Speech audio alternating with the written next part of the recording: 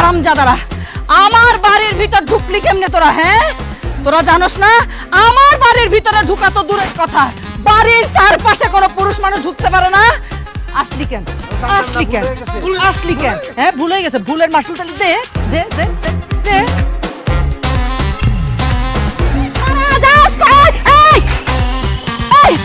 আপনি কে?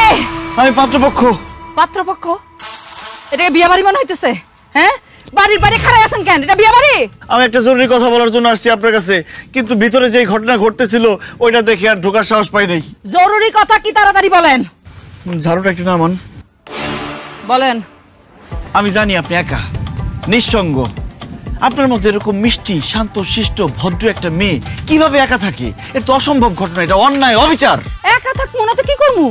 দোকলা পামু কই? আমি আপনাকে দোকলার ব্যবস্থা করে দিব। মানে? আমি আপনার বিয়ের ব্যাপারে কথা বলতে আসছি।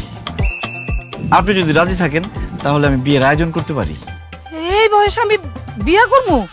সি সি সি সি, এটা কেমন দেখায়? খুব ভালো দেখায়। আর আপনার বয়স কত হয়েছে? আপনারা দেখলে মানুষ তো 18 থেকে 19ই বলতে চাইবো না, বলবো 18 বছর বয়সী আপনার।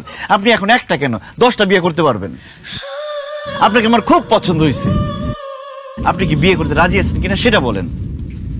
আপনার মতো এত সুন্দর লম্বাসর একটা ছেলে আমার বিয়ে করতে রাজি হয়েছেন, আমি কি রাজি না হইয়া পারি?